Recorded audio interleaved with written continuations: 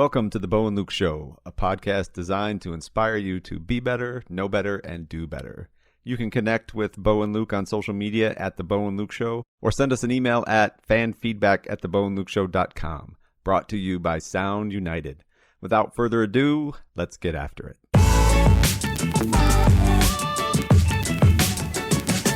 What's up, everybody? You're listening to the Bo and Luke Show. I'm sitting here with Bo Brabo, and I'm your other co-host, Luke Carignan. And today we have Sandra Colton. Is it Medici or Medici? It's Medici, but you can say whatever you'd like. All right, Medici. Bo and I were arguing about this before. Well, we weren't arguing. We're just discussing it beforehand. So Dr. Sandra Colton-Medici is an author, educator, giggler, and artist. Her new release, Passion P.I.P.E.L.I.N.E, hit #1 on Amazon's new release list for 1-hour self-help short reads on its debut date, which was September 1st of this year. Sandra, what's up? First of all, that's huge. What up? Yes, thank you. I'm so excited to be with you guys. And I feel like I need a hat because both of you right now, if you can't see them, they're wearing Bo and Luke hats, and I feel left out. Bo, let's get Sandra a hat. We'll get you. Thank you. We will get you a hat. 100%. Thank you. Done deal. Thank you very much. Yeah. Well, so what are you guys up to today? Well, go ahead, bro. No, I was to say today is a day out in the winter wonderland up here in Northeast Ohio.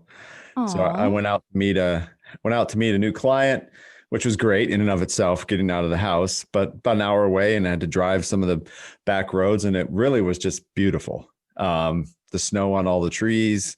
I was like, wow, winter's here. It's great. Christmas is next week, and this is just beautiful. So it was a great day. And then I knew we were doing this tonight, so it's just perfect. That sounds terrifying. Back roads and snow. I'm from LA right now. Like you're telling me things that I do not want to hear. Is it like 72 in LA right now? Well, you know, it's crazy. Our heat went out the other day, and I thought we are going to die. We are going to die. Oh but it didn't. But it didn't happen that way, apparently. No, we had this guy in our house, and so that was frightening. Normally, it wouldn't be so frightening, but because, you know, we're in the pandemic, I was like, kids, get over there. Don't touch anything. Everything was, don't cough on me, and, all of that. So, Wow. Yeah. So, wow. and I would never be like that, but it's kind of like, okay, well, he wore his mask, we wore our masks. And then, he wanted to wash his hands, and I was like, go in the other bathroom. And then when he left, I was like, we gotta make everything clean again. That's totally understandable. I know, but it's so sad. Like that's how we were. Yeah. This was yesterday. I straight up just got over COVID. Like, Today was the first day that I could leave the house out of quarantine. Oh my goodness, bless you. You're alive. That's amazing. Yeah, lived through it. We got it from our son, picked it up at daycare. Oh, wow. He's 1. So like, they're like open mouth kissing like floors and tables and each other. Like they don't care. The dolls. Yes. Yeah. Yeah, exactly. Wow. So thank God it wasn't that bad. But I haven't left my house since Thanksgiving morning. Well, I haven't left really. And that's just, self-isolation. And this is horrible. And I probably shouldn't say this, but I'm going to. So, you know how, people, I'm not going to say it. That's terrible. I basically told my husband that if I had to go to jail, I would be okay. And that's not a good thing to say because there are plenty of people suffering in jail. But for me, the self-isolation is therapeutic and not, and so I should say self-isolation for me is a good thing because I'm a creative. And so I thrive in that kind of thing because it's not like my mind doesn't stop. Right. And so when I sit here, I have to do something. It's not like I sit and I eat a bag of chips, like there's plenty of people who went into that cave, in March. And now they're like, can I get out now? You know, Yeah, but for me, I was like, head down, got to do stuff, because that's just my brain doesn't shut off. Mm-hmm. Well, and I could see, I watch a lot of, this is weird, but I'm obsessed with like jail shows on Netflix and TLC. Like, I can't get, my wife teases me, I can't get enough of them. So much different for men and women. Like, like if I went into jail, like there are a lot of worries that I don't think I need to get into, but you know, there are a lot of worries that would be top of mind. Then they go over to like the women's pod, and it's like a freaking sisterhood over there. Like it depends on where they're at, though, right? Like if Mm-hmm. it's like the murderers, yeah, probably not I'll so give much you that. sisterhood. I'll give you that. Like there's like a small jail in Arizona. It was like a sisterhood. Oh, okay. The Atlanta jail one was not like a sisterhood. Yeah, that's right. No, but they often say that, and we were just talking about this, is that, you know, when women are all together, then their cycle is all together. So then I've heard that. Wow. Yeah. Yes. And I told my husband, I said, you know, we have 2 daughters and then there's me. And I Mm-hmm. said, so when I ended up going into, you know, my moodiness of menopause, we'll have 2 teenagers that are in the moodiness of their, you know, womanhood. That's And, right. and I said, and you're the only guy. Yeah. So, Sucks for him. Wow. so deal with it. Yeah. Mark your Yeah. calendars. Mark the calendar. Yeah. But, you know. He's going to have to find multiple hobbies. Well, he already, I told you, didn't I tell you he aquascapes? Was like, maybe I didn't don't tell think you so. this. Explain No, that. So What is ask that? him to explain it. I don't know whether Where is he home? Let's get him on the show. Well, no, he is, but he is taking a nap with my 1-year-old. Well, so for aquascaping, apparently you can, you know, like manscaping, right? Mhm. Right. So like Yeah. manscaping, you know, you detail. For sure. So aquascaping is the same thing, except for with fish tanks. So like he's got, so he goes in with like paintbrushes, Yeah. and he'll like brush the sand. You know, it's, you know, those little like meditation things where you can like brush, you know, or comb sand or whatever. It's kind of like that for him, I think, where you can like brush things and like make it pretty. But it takes a long time because, you know, there's a lot of different, you know, it's an ecosystem in there where you have to, you know, like all the water levels have to be right, or you're going to like kill something off. And, you know, he's got like little shrimp. And he told me the other day that like something's like formed where he's like ready. The shrimp is about to like mate. I don't know. There's a lot going on. Yeah. There's a bad story there for me. I killed all my fish in one night. They all died in the same time because of that purpose. There, that reason. Changed out. Bo? No, well, not paying close enough attention. If you do something wrong in your fish tank, you can change the pH of the water to a toxic level for the fish if you're not paying attention. Yes. I changed the rocks. So the rocks at the bottoms, I didn't have sand, I had the rocks. And I changed the rocks, but didn't think about like letting them sit in the water for there's some time frame to let them sit, and so that the water can balance out and you keep treating it and the filtration and so forth before you put the fish back in that tank. So I did my normal thing. I took the fish out, put them in their bowls and cleaned the tank, got it all cleaned out, put fresh rocks in, put all the new water in, got the filters all hooked up, put the fish right back in. Not kidding. The next morning, all 6 of them were dead. Yeah. My husband did that. Yeah. So you can kill the fish because of the water temperature. Yeah. 100%. So this is actually his, he's like getting back in the good graces of my daughter. So he killed the previous fish. Yeah. Nemo. And now he went out because then they had to get another fish. We did the whole, you know, Cosby show, fish go down the toilet thing, like bye-bye. Yeah. So we did that. And then my daughter went with him and they bought Mr. Red. Now Mr. Red is in the new tank, and then the aquascaping is in a separate tank. See, okay. There's a system. He built a system, Luke. He's got a system. The systems are important. Now, how do you get important? I want to get I'd rather have the fish though, that like, so this boggles my mind. So Bo, you changed the rocks in an aquarium and killed all your fish. Yet the Potomac River has a huge ecosystem of fish swimming around that don't die. And that's the nastiest water I've ever seen in my entire life. Well, Go ahead. You want to answer that one? They've adapted though, right? Yeah. So this is him taking the water out and putting new water in, and it like jarring their system. They're just swimming in it. It's kind of like if we were in a pool and somebody peed, like we wouldn't know. Yeah. You know what I mean? Like, I mean, you might if you gulped some water, but yeah. Yeah. Or put your dog is an animal. Put him outside, see if he can fend for himself and feed himself. Probably not. All new environment. He's not going to make it. Right? Yeah, that's probably true. Yeah. So, Sandra, did you spend this time, like you talked about being creative, did you spend that time writing the book that was published on 1 September, or had you already had the manuscript and everything for that finished? No, I did not have anything planned. So I took my phone. I didn't even write it. I took my phone and I dictated it into my phone for the first time. Yeah, I'd never used that whole like technology before, and I put it into an email. And I spent 45 minutes. I said I'll be right back, and I went into the bedroom and I talked into my phone for 45 minutes. And I came out and I said I have a book, and then I literally edited the book. I mean, it's not a long book. It's a short read. It'll take you about an hour. But I was like, I didn't go in thinking like I have to talk about a subject. I went in and I was like, I'm going to talk about whatever I want to talk about. And if it comes out with something, then it makes sense. And so I talked about what the process that people go through to take their passion and make it into something. And it was just top of mind that particular day.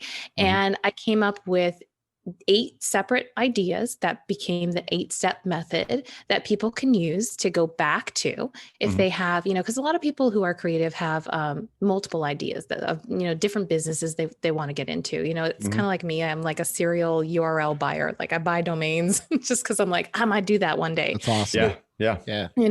I'm one of those people that they call like that are hoarding the domains, and so when I went in, I was like, there's a lot of people like me, and there's plenty of people who have multiple ideas of what they want to do, but they get stuck in that they're like, I'm not going to do it because it's too hard, or I'm not going to do it because it'll take too much money, or I'm not going to do it. They get stuck in that. And so they don't do anything. And so I was like, this is for that person who has a lot of great ideas, but doesn't know where to start, or doesn't know how to pull themselves into a focus, because that's another thing creative people don't have sometimes is they're like, I'm whimsical and I'm crazy and I'm fun and I'm exciting.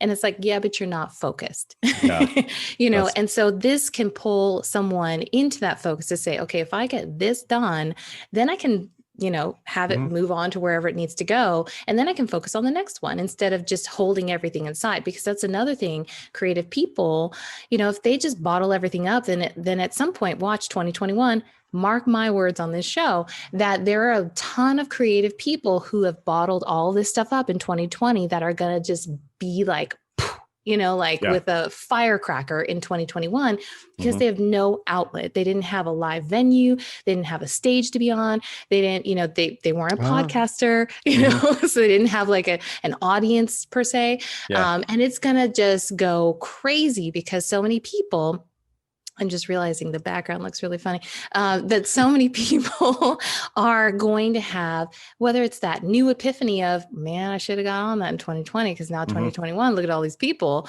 or they're going to be the person who people are going to be talking about like, wow, they must have been real like in the grind in 2020 because that is an amazing show, or that's an amazing idea, or whatever.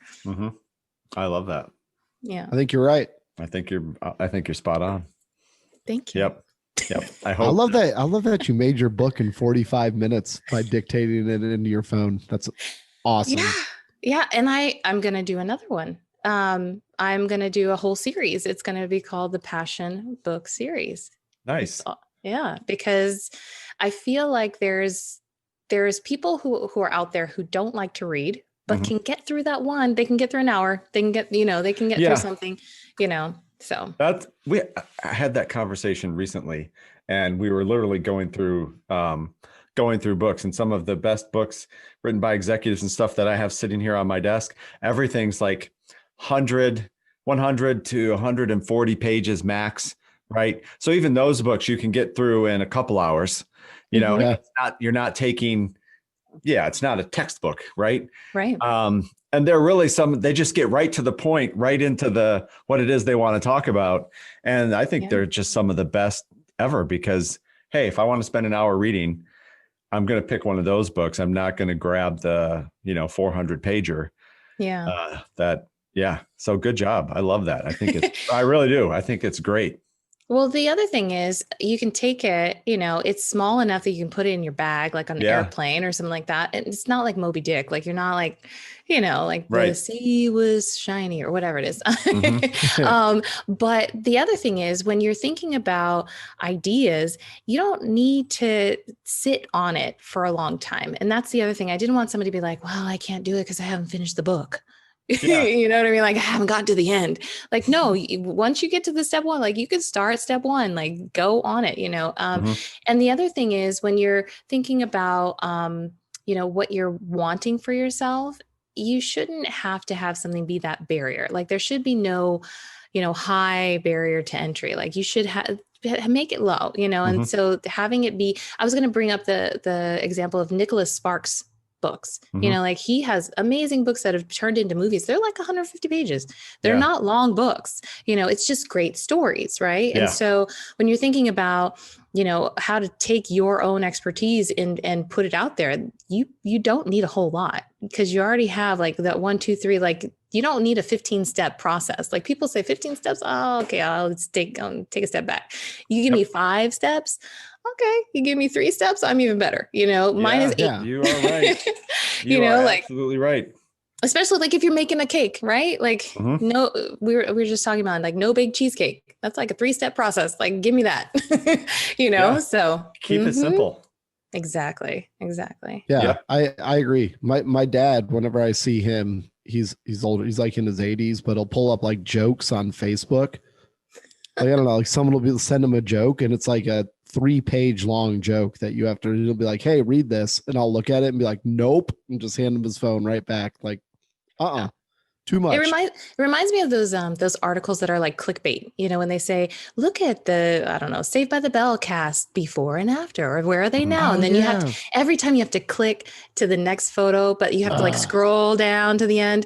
Yeah. So that's what it reminds me of. And it opens a new window and you have to hit new window like 30 times. Yeah. Yeah. It's awful. They know what they're doing. Yeah. It's the worst. That is true. Cool. So when's the next one coming? The next book? So there's a few different in-betweens. So I had a book back in 2009. It's called Book Me, How to Become a Successful Working Dancer in Hollywood. And that one is actually, it never became an ebook. So that one's going to come out in 2021 as an ebook. Because that one was actually like 380 pages. So that was really thick. And so I want to make it, more simple. I don't know.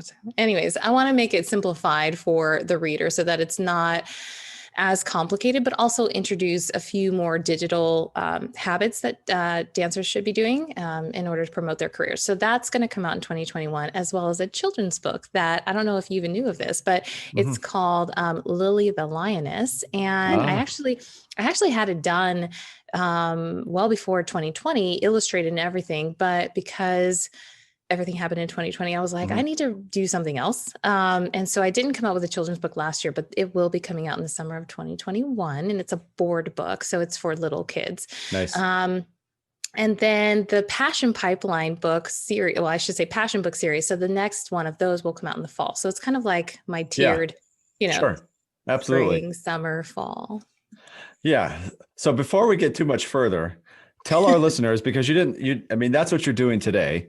Yes. Tell our listeners a little bit about your journey and how you got to where you are today.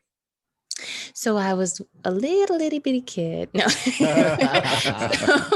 So I was born in Iowa. My mom moved to the Bay Area when I was a little kid.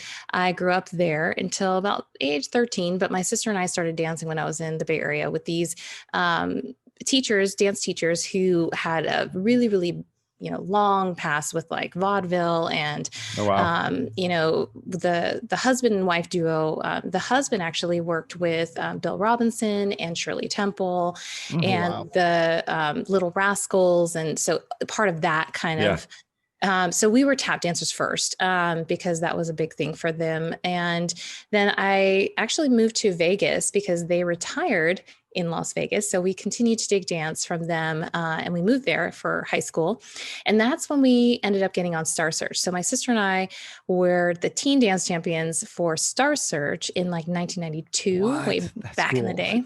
That's awesome. With Ed McMahon. Yeah. Yeah. Wow.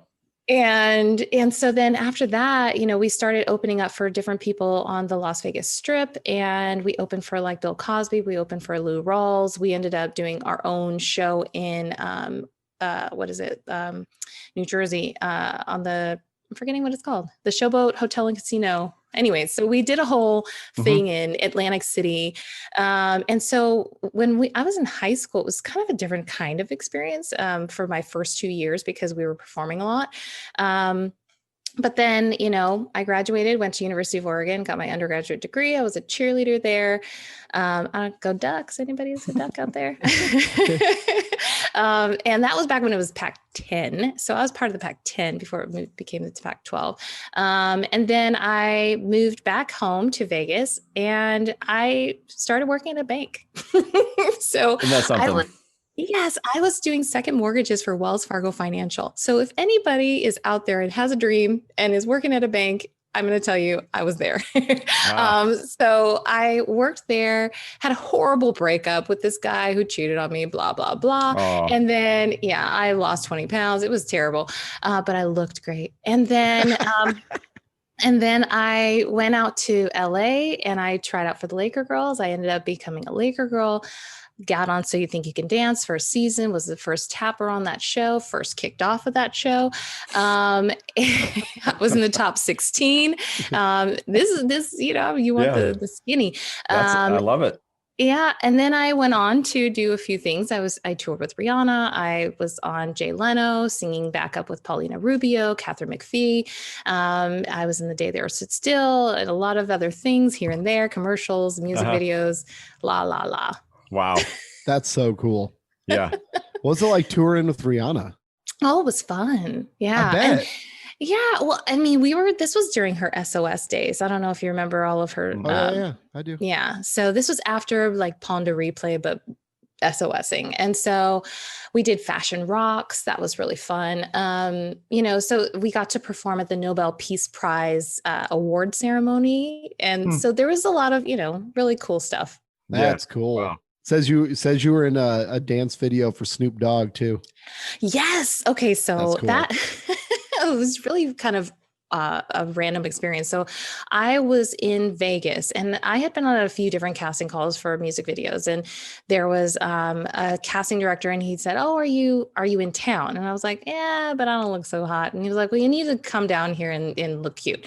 And so I went down to this club and it was actually Justin Timberlake and Snoop Dogg. So it was the music video for Signs. I don't know if you remember that song, but I was dancing on a bar. And it ended up being in this like MTV behind the scenes thing too, where you see Snoop Dogg and he goes, 3-piece dinner. 3-piece chicken dinner. And he was looking at me. And so literally Snoop Dogg looked at me and thought I looked like chicken. So I don't know if that was a good thing because like maybe he likes chicken, but he was very, very nice. And Justin Timberlake was very nice. And so, yeah. Mm-hmm. That's awesome. Yeah. That's phenomenal. Yeah. I mean, how do you beat chicken dinner? Yeah, I don't think you can beat it. Wow. That's awesome. I'll bet you and Tony Estes probably had some stories to swap because we loved his stories. Yeah, I mean, he probably has a lot more than I do as far as just like the intimacies of, you know, I don't know. Did he tell you about his job at the Mondrian or? No, the story one of the stories he told us, I think Luke and I, we just loved it because it just showed how, you know, most people might get caught up in the celebrity when you're around the celebrities. But he didn't because he had goals and dreams that he wanted to go after. So it was the New York City story, and they were shooting a video out in the street by his hotel. And when it was all done, he went outside, and correct me, Luke, if I get this wrong, but he went down to the street where they were filming, and everybody's gathered around, and who was it? Biggie? It was Biggie. And P. Diddy, right? Yeah, that's right. Dude, you know your New York rappers, Bo. All right. Yeah. Man. And everybody's gathered around like to get their autographs, right? Yeah. But not Mr. Tony. No. Tony hightails it to the director who was doing the video shoot and introduces Who was himself. it? He probably said the name in our episode with him. But that literally got him a call. I mean, it got him a call. Like, so he had what was impressive is just he had the vision. He had the determination that I want to do something. I'm in the entertainment business. That's what I want to do. I want to keep moving my career forward. Yeah, I got it. There's 2 great big celebrities, but that's not what I'm focused on. I need the guy who can make decisions. Right. That was awesome. So yeah. Well, anyway. I mean, I knew Tony when I had just come down from Vegas to LA. I was coming down to do some recording, and then I met him at the Mondrian, and he worked there on and off, throughout, a few years or whatever. And I ended up working when I was a Laker girl. I worked the night shift. I worked overnight as a PBX operator. And so if you ever stayed at the Mondrian, you probably talked to me. Now I don't think that they have PBX there. I think it's, somewhere else. But I used to say, good evening, Mondrian.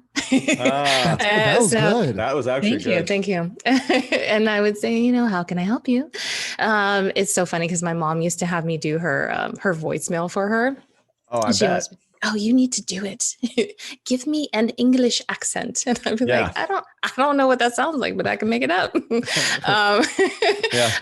So I used to answer the phone. So I was not at the front desk, but it was so funny because everybody who worked there had to stay there. So after a certain amount of time, you had to stay in the hotel to experience what it was like, so that if you had somebody ask you, what is the service like, you could tell them over the phone. Yeah.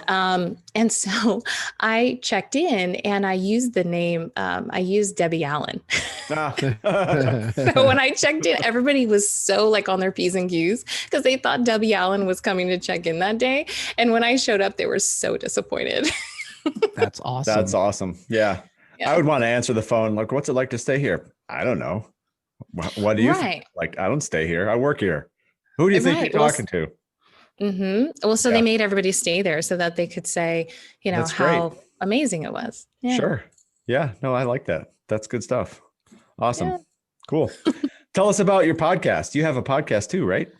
I do. Okay. So Sweet Bites with Sandra. BYTES. It's spelled bytes, like megabyte, kilobyte, terabyte, because I give people digital business tips. And I also have inspiring interviews with people on there that are business leaders, entertainment professionals, people that can help you understand how it is to start a business, and also marketing people. So some of the more recent ones, I had Shannon Becks on, who used to be on Danity Kane, or with Danity Kane. Because you were talking about Diddy. And so now she's the CCO and co-founder of something called Books, which is an online streaming service for children's books. And most recently I had on this woman, her name is Jane Ubell, Jane Ubell Meyer. She was the founder of Bedside Reading, but she's also kind of like the founder of like monetizing gift bags. I don't know if you ever heard of Madison and Mulholland. They used to do bags for like 18 years or something for all of the like Oscars and Golden Globes and everything. And so they were like the gift bag people. So basically entrepreneurs, people in entertainment who are also entrepreneurs, who can give you advice, or listeners advice, on how to get started, what their downfalls were and how to avoid them. And then I also have something called Extra Bite, which is stuff that I put on my blog, which is culturally relevant, whether it's music or food, which is why it's called Sweet Bites too. That's awesome. Yeah. I love the name. I think it's great. Thank you. I love sweets. We already talked about no bake cheesecake. I mean, come on. That's right. That's right. Yeah. Yeah. You just got to moderate that stuff. That's all. I At least I do. know. I'm in the middle of losing weight too. So well, not every year, but the last 2 years, I've done this like December countdown. So at the beginning of December, I start my like 25 days of Christmas where I actually eat healthy and, exercise more. And then so that I don't feel so guilty on Christmas Day when I'm Yeah. just literally eating all day long for no real reason. Yeah. Yeah. It's tough. My wife's doing that now, and she's done a fantastic job. And then today was a rough day. And when I Mm-hmm. got home this afternoon, I was like, well, if you're going to lose it today, then just lose it today. Right. Just let today go. Just lose it. Cheat on the diet. Who cares? You've been doing fantastic. Right.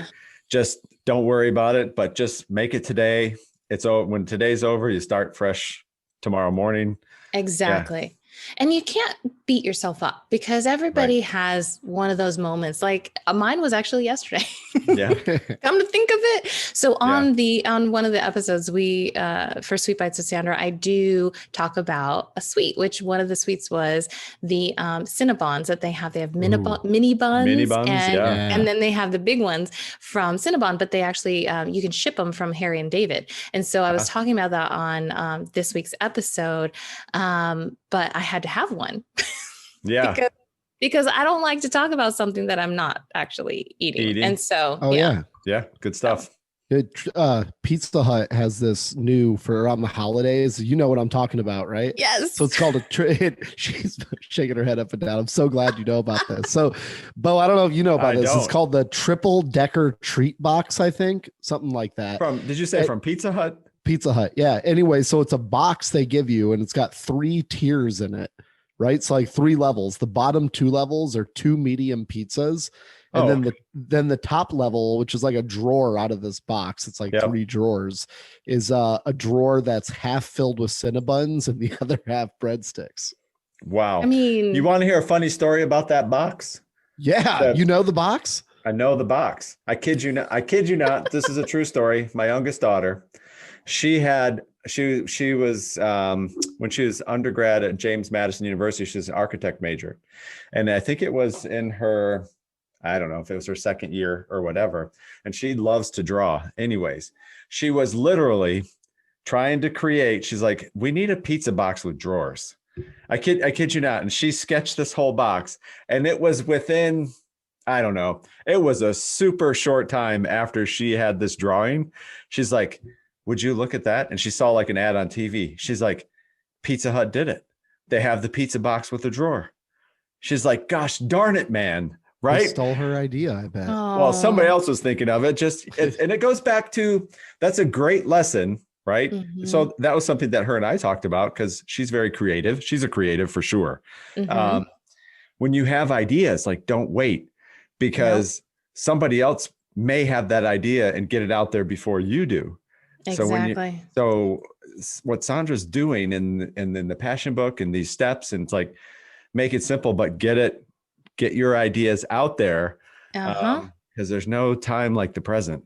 You know, somebody did that to me too, and I don't know who they are, but but I when I was trying to come up with an idea, I was thinking about doing this thing for college students, and it was, when you're in like dead week or finals week or whatever, and you're studying and you go to sleep because you've been up all night, mm-hmm. and you miss your test, right? So I wanted to create this system where you would have you could schedule someone to come knock on your door to wake you up, so that you could have a wake up call on your test, right? Someone already invented it. Really? Someone already had it. And I was like, that'd be so cool. If you could one, you could employ students, and then two, I could set one for every test, it wouldn't have to just be for finals week, mm-hmm. Somebody had it. Yeah. Wow. That's I would brilliant. pound on people's doors so hard. Yeah. I think it was like LAPD coming in. I know. Yeah. I mean, I don't know about that one, but I know. Boom, boom, boom. Yeah. I only know on TV. That's what's so fun though about being entrepreneurial, right? Because I mean, you never know, right? A little idea or something that you think's I wonder if this would work. Well, give it a shot. See if it sticks. It just might. Yeah. It could be the next big thing. I mean, you could take Bo and Luke and take it on the road. Oh, we are next year. Yeah. See, we got our first invite for that for when conference comes back next fall. Like ASA. Yep. Yeah, American Staffing see? Association. Oh my goodness. Yeah, you know what my next is either taking Sweet Bites with Sandra and making it into one of those like birch boxy things. Oh, right? yeah. Oh, that'd be cool. Mm-hmm. Or having some sort of convention where it's like Sweet Bite Con. Oh, there you go. Where all you do is talk digital and eat like horribly. You see, we could introduce you to the guest who's going to be the episode just before you. We talked, we recorded with her 2 nights ago. Okay. She owns Sin City Cupcakes in Vegas. Oh, yes. Yeah. So those are sweets with a little alcohol in them. Right? Yes. Well, I I could see you guys co-hosting this new Sweet Bites Con. It's the best of both worlds. Two things. The best of both worlds. Cupcakes and alcohol. Think about all of the people that would be just on a sugar rush with ideas. Oh, yeah. Yeah. Mm-hmm. Yeah. Oh, man. You better like get that out there before the next 4 weeks starts and this episode goes live, because somebody might take that one. I know. Yeah. Wow. We only have so much time. That's right. Can only do so much. Yeah. Trademarking in the works, Yeah, that's right. Trademark, protect it. Yep. Sandra, you've just had an amazing journey. You definitely are the epitome of a portfolio career, which is a term we just learned several weeks ago. Because you've done a lot of things, but you just keep doing it, and that's what we love. It's, I think, what our listeners love. You just keep going after it, and to include your PhD, right? That was like in the kind of recent past. So I was one of the people who graduated virtually this year. So 2020, yay. So it was, 3.5 some years in the making. But my doctorate was from USC, and it's in organizational change and leadership. Nice. So Doctor of Education, but my dissertation was on e-commerce marketing strategies and targeting online consumers. So I was in that, artificial intelligence lane. And it's so funny because all of these movies came out on Netflix this year about, changing how people think and, all of those things. I'm forgetting the names of the films right now. But there's so many parts of the e-commerce journey, just consumer behavior that are so fascinating to me. And so that's why I studied all of that. Wow. That's cool. Yeah. It's fun. I mean, it's especially this year because I just actually interviewed this woman. Her name is Reggie Casagrande, and she's an integrated marketing expert. And she was talking about how 2020 has accelerated the digital transformation like 700%. Like what used to take like 10 years to happened in like 6 months. And so, when you think about that kind of stuff, you're like, wow, people went to curbside pickup and they weren't like weirded out by it. And, or they, had delivery for the first time when maybe they weren't so, into it. Or, doing like touchless payments and, all those things that we've all just kind of navigated to because we had to, just having that acceleration, like the dial was like turned up. That is so fascinating to me. And so that's why when I talk to people, just man on the street and they're like, yeah, I have a pop-up business, but I'm not on e-commerce. Like, how do I do that? I'm like, I can help you. You know what I mean? Because it's not that hard, to get a domain and to put a site up on Wix, as like your first foray into e-commerce. It's the fine tuning that I think a lot of people really have a problem with. And that's not even to say that they can't do it. They just don't know how, and nobody has really taught them how. The other day I was looking at my strategy, for what I'm doing right now, because this podcast is relatively new. And so I'm learning from people like you and people who have had podcasts for a long time to say, okay, well, how are they doing what they're doing? And that's the one thing that people can do no matter what industry you're in, is just look at the people who have been in it to just see what they're doing. Go onto their Facebook page and like, look, do they have a sign up button? or do they have video, or do they have this, like, emulate some of the things that you can emulate without copying, right? Right. And do the best practices. And that's the one thing. It's like, I love research. I love getting in and being like, why did you do that? Tell me why, why? Yeah. No, it's And great. doing that. And a lot of people don't like that, but you can outsource that if you don't like it. A lot of creative people, they want to be the visionary and they want to be, the cool, right? That comes in and makes it, makes it hit. And then, so you hire out somebody else that's going to do the rest of that nitty gritty. Right. And so I always feel like that's the one thing that I can give people, is that peace of mind that you don't have to do it all. You just don't have to do it all. If you don't like to do it, you can hire somebody to do it. Yeah. So. Oh yeah. And I feel like people overthink what they're doing with their products, right? Like I feel like with the way marketing is today, like Bo, you could have a regular hoodie, like a hooded sweatshirt that with just a cool logo that says Bo on it. And if you could just dial in your online marketing and figure out your cost of customer acquisition, I bet you could like do a documentary about how you made like millions of dollars just selling like a ridiculous hooded sweatshirt. Yeah. Yeah. And that you weren't good at, you didn't even make shirts. You just marketed it correctly. Oh, it's so much when you're talking about that is a great topic, e-commerce and how all of that works. I mean, that's a whole hours long episode because it's a fascinating topic. It really is, because it really does come down to the marketing. Have you seen these social media ads for these giant blankets? Are you talking about like the Snuggie? No. So it's called like Big Blanket Company. I think it's called Big Blanket. It's ridiculous. That's so amazing. It's 100 square feet of blanket. What? 10 by 10 blanket, $150. And their marketing is just on point. If you haven't seen it pop up in your social media feeds, that's really not that expensive for that size of a blanket. Yeah.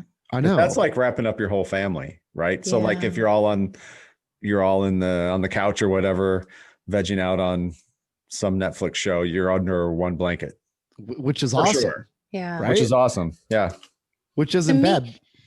What I would use that for is if you ever come to LA and everything is open at that point. So there's Hollywood Cemetery, Hollywood Forever Cemetery, and they have movies in the cemetery. Oh, and you can, and it's so creepy yet so fun. And so you can, if you had that big of a blanket, you could stake out your grass area, right? And then you do your setup with your lawn chairs and your wine and cheese and all of that. I took your blanket and I made it into wine and cheese. How bad would you piss someone off if you brought that on an airplane?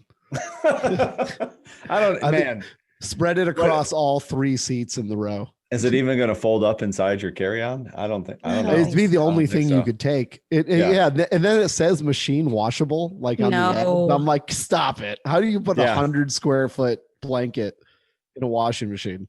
That's what you do when you walk into like the laundromat and you drop it off for the person to do, right? And you don't even look at them. Just see how they react after you get out of the door. Yeah. Outsource that for sure. It's funny, like you're talking about how fast things have changed and so forth. And what was maybe not acceptable before is now acceptable. And it's just going so fast. I saw a really funny ad. It just made me laugh. And it was, and back in the day, it was you teach your kids, don't talk to strangers, right? Stranger danger, don't talk to strangers. And then that kind of transgressed into don't ever get in a car with a stranger, right? Don't ever do that. Right. And now we have an app where we summons a stranger to come pick us up in their car and take us somewhere. Right. And now that's acceptable. So true. Right. Yes. But there's something different in that they know who the person is that's driving. They have the driver's information. Yeah. The driver should have insurance. Right. Yeah. There's some level of protection.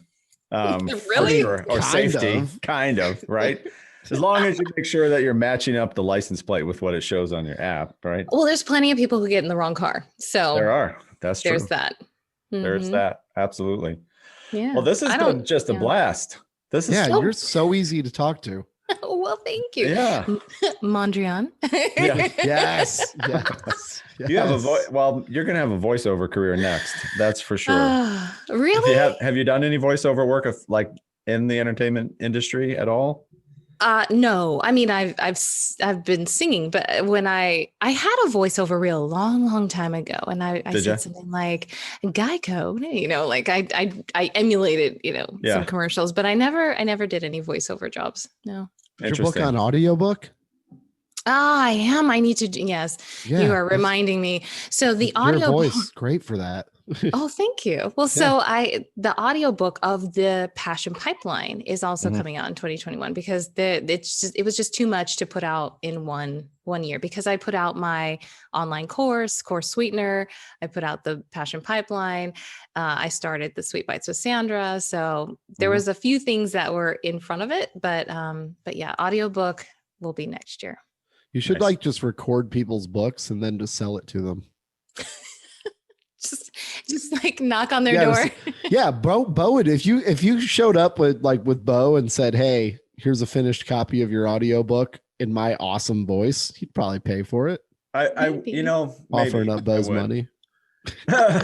Spending Bo's money That's right on, now. that's on my project list for 2021 is the audiobook version of my book. And I tell you, I've talked to numerous people and it's that, do I have to record it? Does it have to be my voice? Do the readers or listeners, not readers, listeners just want to hear a nice voice, right? Mm-hmm. That they can actually like to listen to. Right. I think it depends on the book. So like Hillary Clinton, how she just had that. They want to hear Hillary. Yeah. Russell Brand, they want to hear that accent. You know what I mean? Yep. If my book, it could be anybody. You can have, I think on Kindle on Audible or whatever, that you can have other people do it and you can pay them to do it. But I think certain people, they just want that. From them. Yeah. They want to have a piece of them somehow. Yeah, that's true. Very true. Yeah. I want to be like a Disney princess or a Disney princess's mother. Yeah. Something where I can be like, well, see, oh, honey, it'll be okay. Well, you're writing child's books or children's books. So you'll just have to write one with the intent that you're going to do the voiceovers for the Audible for all the characters. There you go. All the characters. Come on. You can do it. You're giving me a lot of work. I feel tired already. All the characters. This is great. Awesome. So, Sandra, tell our listeners how they can find you, find your book, find your podcast, what everything that you're up to. Well, everything is on my website. So if you go to sandracoltonmedici.com, and I can spell it for you because I know you want to know. I'm not related to the famous Medicis, if you wanted to know. I'm not. sandracoltonmedici.com. So if you go to sandracoltonmedici.com, you will find all of it there. My best social media probably to find me on is Facebook. Or Instagram or Twitter. Those are I'm not really a Snapchatter. And I'm not really on TikTok. I'm not a TikTok, right? But Facebook is at Dr. Sandra Colton-Medici. And then you can join my Facebook group too. So facebook.com/groups/Sweet Bites with Sandra. And so you'll find all of it there. And then my podcast is on all the platforms, iTunes or not, Apple Podcasts, Google, Spotify, SoundCloud, all of them. Yeah. Nice. Super. Luke, that's awesome. No, parting thoughts, Sandra, you're awesome. So glad that we got to meet you. This has been a great conversation. I just added you on Facebook right now. Did you? Are Absolutely. we Facebook friends? I mean, when you accept, we will be, if you choose to accept. Oh, yeah. I have to delete someone. It keeps telling me I hit my max. I'm like, Facebook, I have friends. What are you doing to me? Yeah. Okay, so I will make some space. I feel honored. I'll have to ask somebody like, hey, can we stop being friends? Oh, so man. Somebody listens to you on here and then goes and they look and they're like, wait, Sandra and I aren't friends anymore. They're gonna know. Oh, I ask you if you don't want to be my friend anymore first. So you know what I do every year is, how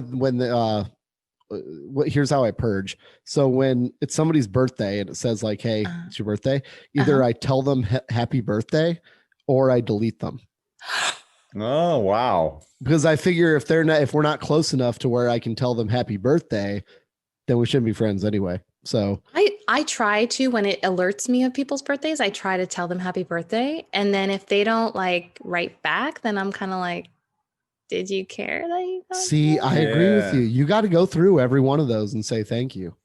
That's what I think. Yeah. Because it's a gesture. That's right? etiquette. Yeah. Yeah, that's Facebook etiquette. You're like, it's etiquette. It's etiquette. It's etiquette. Damn it. You better like my Facebook. Yes. Too funny. We're getting silly now. Yeah. We're not even drinking on this show. You're not drinking? You don't have a glass of wine? I No. don't. Luke? I should have. Oh, you could have. I know. I could this have filled this whole thing up, but no. Yeah. Yeah. Hey. Next time, Luke. Next time, Luke. That's right. That's right. That's right. That's right.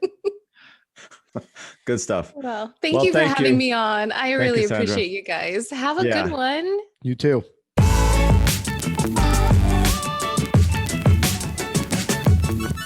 Tune in for a new episode every Thursday. You can subscribe to our email newsletter for information on upcoming guests, giveaways, and more. Rate, review, and subscribe. Thank you to our sponsor, Sound United, for quality broadcast audio throughout Season 2.